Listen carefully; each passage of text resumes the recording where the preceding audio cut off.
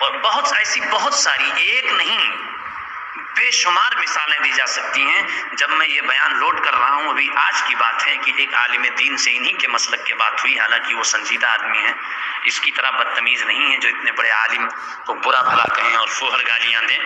نعوذ باللہ من ذالک. تو ان سے بات چیت ہوئی تو انہی کے گاؤں کے ایک عالم، انہوں نے کتاب لکھی ہے اشکہائے نبوی، اور سچ یہ ہے کہ بہت اچھی کتاب ہے اور ماشاءاللہ جو ہے اس کو پڑھنے سے آدمی کافی متاثر ہوتا ہے. حالانکہ وہ پڑھے ہوئے دیوبندی ادارے کے ہیں، بہت اس زمانے میں اس کی بڑی علمی شہرت تھی. جو ہے مدرسہ کیا کہتے ہیں مدینۃ العلوم رسولی، یہ بارہ بنکی ضلع میں ایک مدرسہ ہے، اور حضرت تھانوی رحمۃ اللہ علیہ کے خلیفہ کا وہ قائم کردہ ہے، اس لیے بہت اچھا ادارہ، بڑی علمی شہرت تھی. انہوں نے اپنی اس کتاب میں اس کا پورا ذکر کیا ہے، بلکہ انہوں نے ننگے سر نماز پڑھنا خلاف سنت اور سر ڈھک کر نماز پڑھنا یہ سنت عمل ہے، اس پر انہوں نے ایک کتاب بھی لکھا ہے،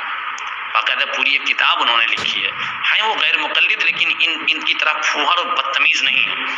تو ابھی آج بات چلنے لگی تو میں نے ان سے ایک عالم سے ذکر کیا، تو انہی کے مسلک کے انہی کے عالم یہ کہنے لگے کہ آپ نے ان کو کیسے جانا؟ تو میں نے کہا اس کتاب سے. تو کہنے لگے کہ ارے وہ کتاب انہوں نے لکھی ہے، اس سے پہلے پاکستان کے کسی عالم نے وہ کتاب ایک لکھی تھی، اسی کو دیکھ کر اپنے حساب سے، ان کا مطلب یہی تھا کہ اسی کے حساب سے امانت داری یہی ہے کہ حوالہ دے دیا جاتا. سب نقل ہی کرتے ہیں، نقل کے لیے بھی عقل چاہیے، اگر کوئی نقل کرتا ہے اچھی بات ہے جو ہے، لیکن یہ ہے کہ حوالہ دے دے تاکہ خیانت کا الزام اس پر نہ آئے. انہوں نے اس طرح کی بات کہی، انہوں نے بھی حوالہ نہیں دیا ہے.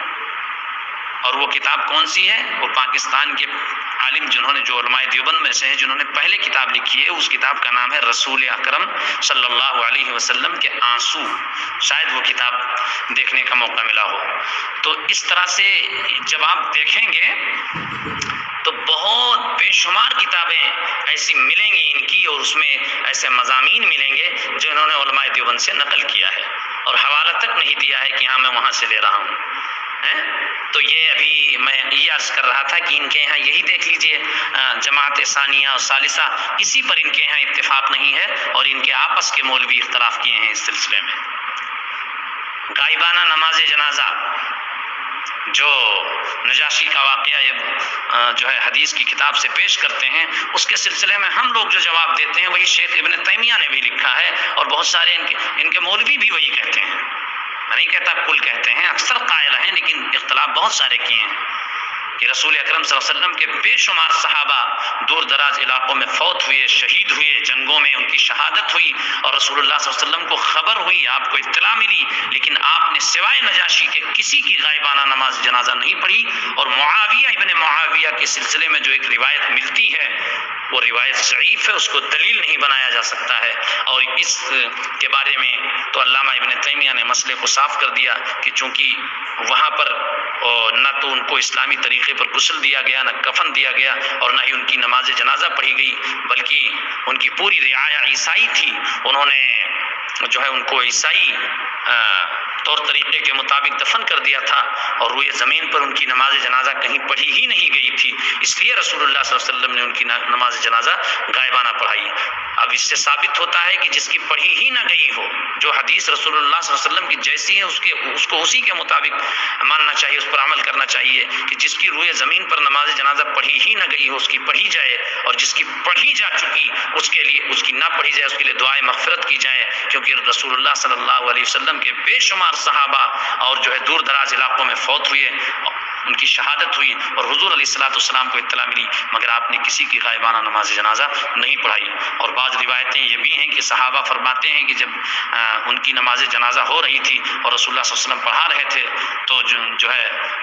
ہم یہ سمجھے کہ ان کی لاش سامنے رکھی ہوئی ہے. تو بعض علماء نے یہ بھی لکھا ہے کہ حضور اکرم صلی اللہ علیہ وسلم کا معجزہ ہے کہ جو ہے نجاشی کی لاش آپ صلی اللہ علیہ وسلم کے سامنے رکھ دی گئی، اور معجزہ من جانب اللہ ہوتا ہے، اس میں انبیاء کا اپنا اختیار نہیں ہوتا، کرامات اولیاء میں اولیاء کا اپنا اختیار نہیں ہوتا کہ جب وہ چاہیں معجزہ لے آئیں نبی، یا جب کوئی ولی چاہے کرامت دکھا دے، اللہ جب چاہتا ہے اپنے ارادہ و اختیار سے کرتا ہے، تو اللہ نے چاہا اپنے ارادہ و اختیار سے ایسا کر دیا اپنے نبی کے ہاتھ پر، یہ نبی کا معجزہ ہے، اس کو دلیل بنا کر اور غائبانہ نماز جنازہ پڑھنا یہ بہت سارے ائمہ کے نزدیک درست نہیں ہے، اور خود غیر مقلدین کے یہاں اس پر ان کے مولویوں نے بعضوں نے اختلاف کیا ہے، تو ان کو اگر تانا دینا ہے تو اپنے گھر میں بیٹھ کر دیں، بیٹھیں اپنے جمعیت اہل حدیث میں اور جو ہے اپنے مولویوں کو کوسیں کہ آخر اہل حدیث ایک کیوں نہیں؟ کوئی اہل حدیث کہتا ہے انبیاء کے وسیلے سے دعا کرنا شرک ہے، تو کوئی کہتا ہے شرک نہیں بلکہ صرف حرام ناجائز ہے، کوئی کہتا ہے نہیں جائز ہے، اور کوئی باقاعدہ دعا کرتا ہے کہ اے اللہ اپنے نبی کے صدقے میں ہماری دعا قبول فرما، آمین آمین یا بجائی سید الثقلین، یہ دعا کوئی کرتا ہے، کوئی جو ہے کیا کہتے ہیں، کوئی کہتا ہے کہ انبیاء اپنی قبروں میں زندہ نہیں ہیں، ان کو حیات برزخیہ حاصل ہے، برزخی حیات حاصل ہے، ان کا جسم نعوذ باللہ مردہ پڑا ہوا ہے، وہ بالکل مردہ پڑے ہوئے ہیں، تو کوئی کہتا ہے انبیاء علیہم السلام سب کے سب اپنی قبروں میں زندہ ہیں، کوئی مولوین کا کہتا ہے کہ جو ہے رسول اکرم صلی اللہ علیہ وسلم کی زیارت کی نیت سے مدینے کا سفر کرنا حرام ہے، کیونکہ جائز صرف 3 مقامات کے سفر، 3 مقامات کا ارادہ کر کے بالقصد آدمی سفر کر سکتا ہے، مسجد الاقصی اور مسجد الحرم مکہ مکرمہ اور مسجد الحرم مدینہ منورہ، اور جو ہے رسول اکرم صلی اللہ علیہ وسلم کی قبر اطہر کی زیارت کی نیت سے خالص مدینے کا سفر کرنا یہ جائز نہیں ہے، تو کوئی غیر مقلد کہتا ہے نہیں جائز ہے، کوئی کہتا ہے کہ رفع دین کرنا اور نہ کرنا دونوں سنت ہے، تو کوئی کہتا ہے رفع دین نہ کرنا ثابت ہی نہیں ہے، کوئی کہتا ہے کہ عبداللہ ابن مسعود رضی اللہ عنہ کی روایت صحیح ہے اور جو ہے اس میں بالکل ٹھیک ہے، اس میں کوئی ایسی بات نہیں ہے، اور کوئی کہتا ہے نہیں ثم لا یعود جو اس میں ہے وہ کسی نے اضافہ کر دیا ہے، کسی نے بڑھا دیا ہے، تو کوئی غیر مقلد کہتا ہے کہ اس میں عبداللہ ابن مسعود سے بھول ہو گئی ہے رسول اللہ کا طریقہ بتلانے میں، یہ ان کے یہاں کا حال ہے، یہ طویلے کا لطیہ ان کے گھر کا ہے، یہ ان کو لات مار رہے ہیں، ان کو لات مار رہے ہیں، اور یہ ملعون تانا دے رہا ہے علامہ یوسف قرضاوی رحمۃ اللہ علیہ کو، برا بھلا اتنے بڑے عالم کو کہہ رہا ہے، یہ صرف جو ہے ان کی چاپلوسی کرے گا جو صبح شام بدلنے والے ہیں، صبح کچھ فتویٰ دیتے ہیں شام کچھ فتویٰ دیتے ہیں، پوری جو ہے علماء کی کمیٹی اور بہت سارے علماء اور مشائخ کو جمع کر کے فتویٰ دیتے ہیں کہ مجلس واحد کی 3 طلاقیں 3 ہیں، یہی صحیح ہے، ائمہ 4 کا جو مسلک ہے اس سلسلے میں وہی درست ہے، اور اس کے بعد دیکھیے ان کے ملک میں جو ہے وہ 3 طلاق 1 ہے، یہ کہتا پھر رہا ہے،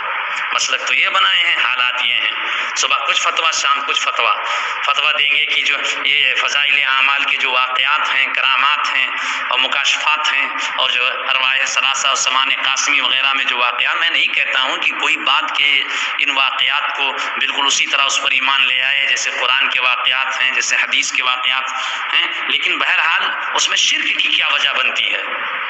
لیکن یہ اس کو جو ہے مشرکانہ واقعہ اور شرکیہ واقعہ اور پتہ نہیں کیا کیا اس کو کہیں گے، اور ابن تیمیہ کی کتاب میں اس طرح کے واقعات بھرے پڑے ہیں، شیخ ابن القیم کی کتاب الروح میں تو بالکل عجیب و غریب واقعات پٹے پڑے ہیں، محمد بن عبد الوہاب نجدی نے تو عجیب قصہ اپنی جو ہے مؤلفات میں لکھا ہے، ان کو یہ کچھ نہیں کہیں گے، ان پر کبھی زبان نہیں کھولیں گے، کرامات اہل حدیث ان کی کتاب پڑھیے، ان کے اپنے مولوی نے لکھا ہے، اب جب یہ سب باتیں آئیں گی تو سب کو لات مارتے چلے جائیں گے، ہم جو ہے عبد المجید سہروردی کو نہیں مانتے، ہم میاں نذیر حسین دہلوی کو نہیں مانتے، جس کی بات غلط ہے، یعنی مولانا زکریا رحمۃ اللہ علیہ کوئی واقعہ لکھ دیں تو وہ شرک سے کم نہیں ہے، شرک ہے، شرک وہ مشرک ہیں، اور وہ لوگ لکھ دیں تو غلط ہے، ہم جو ہے کسی کی غلط بات نہیں مانتے، دم ہے ہمت ہے اگر تو ان کو مشرک بناؤ، ان کے خلاف کتاب شائع کرو، معراج ربانی سے کہہ دو کہ کیسٹ تیار کرے ان کے خلاف، نا چوغا پہن کر کرے یہ سب کچھ، تو اپنے گھر کو دیکھو پہلے، یوسف قرضاوی کو گالی دینے سے پہلے اپنے گھر کو دیکھو، تمہارے گھر میں کیا ہو رہا ہے، جس مسئلے میں دیکھو ان کے مولوی 2-2-3، ابھی یہی بھینس کی قربانی کا مسئلہ ہی دیکھ لیجئے، ان کے عام مولوی بھینس کی قربانی جائز نہیں ہے، اس کی کوئی دلیل نہیں ہے، کچھ نہیں، کوئی دلیل نہیں ہے اس کی، ابھی اس جو ہے یہ قربانی کا جو یہ سال گزرا، اس سے پہلے والے سال میں ہمارے واٹس ایپ پر کسی جو ہے غیر مقلد عالم کا مضمون آیا تھا، جو باقاعدہ جامعہ اسلامیہ سے بھی پڑھے ہوئے تھے، مدینہ یونیورسٹی سے، ان کا مضمون آیا تھا. انہوں نے بہت ہی تحقیق کے ساتھ مدلل ایک لمبا مضمون دلیل کے ساتھ یہ لکھا تھا کہ جو ہے بھینس کی قربانی درست ہے، جائز ہے، اور گائے کے حکم میں وہ ہے. اس طرح کے الفاظ انہوں نے لکھے. جو قرآن کریم میں بقرہ کا لفظ ہے اسی کی جنس اس کو بھی بتایا اور لکھا کہ یہ درست ہے، اور اس کو ناجائز کہنے والوں کی دلیل کمزور ہے. یہ ان کے اپنے گھر کی کہانی ہے. علماء دیوبند سے اور علماء احناف سے کیا اختلاف کریں گے اور کیا ان کو برا بھلا کہیں گے، اور یوسف قرضاوی پر یہ کیا زبان کھولیں گے؟ اپنی دیکھیں. ان کے اپنے مولوی ایک کہتا ہے بھینسے کی قربانی جائز ہے، تو دوسرا کہتا ہے بھینسے کی قربانی حرام ہے، ناجائز ہے، نہیں ہو سکتا. بلکہ 3 دن قربانی، 4 دن قربانی کا جو انہوں نے مسئلہ چھیڑ رکھا ہے، ان کے اپنے بہت سارے مولویوں نے قربانی کو صرف 3 دن ہی لکھا ہے کہ قربانی 3 دن درست ہے، اور یہ دلیل مضبوط ہے. ان کے اپنے گھر کی یہ سب کہانی ہے. تو اپنے یہاں ارے مسائل تو چھوڑیے، جس کو یہ عقیدے کا نام دیتے ہیں، عقیدے کا، اس میں ان کے مولویوں نے، ابھی میں نے بتایا نہیں کہ ان کے بہت سارے مولویوں نے لکھا ہے کہ جو ہے انبیاء علیہ السلام اپنی قبروں میں زندہ ہیں. آج کے مولوی اگر یہ کہہ دو، کہیں گے انکا میت و انہم میتون کل نفس ذائقۃ الموت. یہ آیتیں سنائیں گے اور کہیں گے تم اس آیت کے مخالف ہو. اب ان سے کوئی پوچھے پاگلوں سے کہ کون اس آیت کا مخالف ہے؟ کون مانتا ہے کہ یہ کہتا ہے کہ نبی صلی اللہ علیہ وسلم کا انتقال نہیں ہوا اور آپ صلی اللہ علیہ وسلم کو دفن نہیں کیا گیا؟ اب قبر میں آپ صلی اللہ علیہ وسلم باحیات ہیں یا کس حال میں ہیں، اس کا اس آیت سے کیا لینا دینا ہے؟ قبر میں آپ صلی اللہ علیہ وسلم کو مردہ قرار دینے کے لیے یہ آیت، اس آیت کا حاصل تو صرف اتنا ہے کہ جو بھی دنیا میں آیا ہے اس پر موت آئے گی، اور بے شک آپ صلی اللہ علیہ وسلم دنیا میں آئے تھے، آپ پر موت آئی، اب آپ صلی اللہ علیہ وسلم کو دفن کیا گیا، آپ اپنے مزار انور میں آرام فرما ہیں، اب وہاں کس حال میں ہیں اس کا اس آیت سے کیا لینا دینا ہے؟ انکا میت و انہم میتون کا حاصل تو صرف اتنا ہے کہ آپ صلی اللہ علیہ وسلم کا بھی انتقال ہوگا، اور یہ لوگ جو ہیں ان کا بھی انتقال ہوگا. آپ صلی اللہ علیہ وسلم بھی دنیا سے رخصت ہوئے، آپ کا انتقال ہوا، صحابہ نے آپ کی الگ الگ نماز جنازہ پڑھی اور آپ کو حجرہ عائشہ میں دفن کیا، اور آپ ہمیشہ کے لیے وہیں آرام فرما ہیں، اور ان لوگوں کا بھی انتقال ہوا. تو اس آیت کا حاصل تو یہ ہے. کون نہیں مانتا ہے ان آیتوں کو؟ جو پڑھ پڑھ کے سنانے لگتے ہیں کہ تم لوگ کہتے ہو ہم بھی اپنی قبروں میں زندہ ہیں، اس آیت کے مخالف ہو. تو ان کے مولویوں نے لکھا ہے انبیاء علیہ السلام اپنی قبروں میں زندہ ہیں، اور آج کے مولوی کچھ کہتے پھر رہے ہیں. ان کے مولویوں نے نبی کے وسیلے سے دعا کی ہے، اور آج کے مولوی کچھ کہتے پھر. ان کے مولویوں نے رسول اللہ صلی اللہ علیہ وسلم کی قبر اطہر کی زیارت کی نیت سے مدینے کے سفر کو جائز بلکہ مستحسن لکھا ہے، اور یہ جو ہے آج اس کو ناجائز و غلط قرار دے رہے ہیں. ان کے مولویوں نے، بڑے مولویوں نے جو ان کے مسلک کے پرچارک رہے ہیں، باقاعدہ اس کی نشر و اشاعت کرتے رہے ہیں، احناف پر رد کرتے رہے ہیں، شوافع پر رد کرتے رہے ہیں، برا بھلا کہتے رہے ہیں، ان مولویوں نے باقاعدہ ان کے جو ہے وہ مجلس واحد کی 3 طلاقیں 3 ہیں. بتائیے حافظ عبداللہ روپڑی نے یہ جو مسئلہ لکھا ہے، فتاوی علماء اہل حدیث میں، یا علماء حدیث کتاب کا نام ہے، فتاوی کی کتاب میں، کسی ایسی ویسی کتاب میں نہیں بلکہ فتاوی کی کتاب میں یہ مسئلہ لکھا ہے، اور دلائل سے غیر مقلدین کا جو عام مسلک ہے اس سے اختلاف کرتے ہوئے لکھا ہے کہ مجلس واحد کی 3 طلاقیں 3 ہیں، اور یہی صحیح ہیں. ان کے اپنے مولوی کتنی ایسی، ان کے کتنے مولویوں نے لکھا ہے کہ جس نے رکوع پا لیا اس نے رکعت پا لی، رکوع میں جو شامل ہوا اس کو رکعت مل گئی. اب یہ آج نہیں، وہ رکعت نہیں ملی کیونکہ اس نے سورہ فاتحہ نہیں پڑھی. ناصر الدین البانی کو میں بتا چکا کہ اس نے کسی حدیث کو ضعیف کہا تو ضعیف صحیح کہہ دیا تو صحیح. بڑا اعتماد ہے، بڑا غرور گھمنڈ ہے، اور جب اس نے لکھ دیا کہ جو ہے امام کے پیچھے جہری نماز میں قرات نہ کی جائے، اور جس حدیث کو دلیل احناف بناتے ہیں انہوں نے بھی بنایا اور اس حدیث کو صحیح قرار دیا، تو اب ان کے سر میں درد پیدا ہو گیا. اب یہی لوگ جو ہے انہوں نے یہ لکھ دیا، تو ان کا تو ادب سے رد کریں گے کہ شیخ البانی بہت بڑے عالم تھے، بہت بڑے محدث تھے، محدث کبیر تھے، چوک ہو سکتی ہے، ان سے چوک ہو گئی، یہ بات زیادہ صحیح ہے. اور احناف کو یہ نہیں کہیں گے کہ چلیے دلائل سے وہ اسی پر مطمئن ہیں تو کوئی مسئلہ نہیں ہے، اس طرف بھی دلائل ہیں، اس کی کمزوری جو ہمیں نظر آتی ہے یا جو ہماری سمجھ میں اس میں کوئی کمزوری نہیں ہے، لیکن ان کے اپنے اعتبار سے اس میں جو ان کو کمزوری نظر آتی ہے، یہ سوچ لیں یا کہہ دیں کہ اس میں جو کمزوری ہے وہ ہمیں نظر آتی ہے، سمجھ میں آتی ہے، لیکن ان کے سمجھ میں نہیں آتی، اس کو مضبوط سمجھتے ہیں، تو چلیے ان کی نماز ہو جائے گی۔ اس پر انتشار پیدا کرنا اور آپس میں فساد پیدا کرنا اور کتابوں پر کتابیں لکھنا اور اشتہار، یہ دیکھیے بریلیوں کو کہیں گے لفنگے ہیں یا ایسے ہیں، ان لفنگوں کو دیکھیے کہ اپنی مسجدوں میں باقاعدہ اشتہار لکھے ہوئی ہے، کہیں امام کے پیچھے سورہ فاتحہ پڑھنا واجب ہے، کہیں تراویح کی 11 رکعتیں ہیں، 8 رکعتیں ہیں، 3 رکعت وتر اور 8 رکعت تراویح، کہیں جو ہے انبیاء اپنی قبروں میں زندہ نہیں ہیں، تو کہیں جو ہے کیا کہتے ہیں امام کے پیچھے سورہ فاتحہ پڑھنا واجب ہے، تو کہیں جو ہے رفع دین سنت ہے، ترک رفع دین خلاف سنت ہے، تو کہیں یہ اشتہارات ٹانگے رہتے ہیں اپنی مسجدوں میں باقاعدہ لکھے ہوئے، تاکہ جو جائے پڑھے شورش پیدا ہو، ان کے مسلک کا جو ہے وہ ہم نوا بن جائے۔ اب یہ اپنے گھر میں نہیں دیکھتے ہیں کہ ان کے گھر میں کیا ہو رہا ہے، یہ یوسف قرضاوی کو برا بھلا کہہ رہے ہیں، اس لیے کہ ان کے نظریات سے وہ متفق نہیں ہیں، ان کی رائے سے ان کو اتفاق نہیں ہے، ان کے مسلک سے انہیں اختلاف ہے، اور یہ جن کی چاپلوسیاں کر رہے ہیں وہ ان کی چاپلوسی نہیں کرتے تھے، یہ جن کی روٹیاں کھا رہے ہیں ان کی روٹی نہیں کھاتے تھے، اور جن سے پیسے لوٹ کر اور اس کے بعد کھیت میں جو ہے اٹھا کر مسجدیں بناتے ہیں جہاں کوئی نماز پڑھنے والے نہیں ہیں، اور مسجد وہاں پر گھاس اور کیا کیا جو ہے جمی ہوئی اور مسجد ویران پڑی ہوئی ہے، اور جن سے روپے لوٹ کر آسمان چھوتی بلڈنگیں بناتے ہیں۔ آخر جب تمہارا نظریہ اور تمہارا عقیدہ شیخ ابن تیمیہ سے الگ ہے، شیخ ابن تیمیہ واقعات بیان کرتے ہیں، کرامات بیان کرتے ہیں، مرنے کے بعد والے بزرگوں کے کرامات کا تذکرہ کرتے ہیں، قبروں سے آواز کا آنا اور قبر میں کسی کا آواز سن لینا، اور جو ہے پانی پر چلنا اور ہوا میں اڑنا اور دریا پر مصلی بچھا کر اور نماز پڑھ لینا، یہ سب واقعات جو ہے اس طرح کے کسی کی سواری کا گدھا مر جائے اور اس کا دعا کرنا، اس گدھے کا زندہ ہو جانا، اور جو ہے رسول اللہ صلی اللہ علیہ وسلم کی قبر اطہر سے جو ہے اذان کی آواز آنا، اور حضور علیہ السلام کا ایک اعرابی کو قبر اطہر سے جواب دینا، اور حضرت خلیل اللہ کا ایک جو ہے کیا کہتے ہیں نابینا کے آنکھ پر خواب میں ہاتھ پھیرنا اور بیداری میں اس کی آنکھ کا درست ہو جانا، کسی شخص کو خواب میں کچھ دینا اور بیداری میں وہ چیز اس کے ہاتھ میں ہونا، خواب میں حضرت علی کا ایک رافضی کو ذبح کرنا اور واقعتاً اس کا مذبوح ہو جانا، یہ سب امام ابن تیمیہ اور ابن قیم نے بیان کیا ہے کہ اس نظریے سے تم متفق ہو، پھر جا کر وہاں ہم سلفی ہیں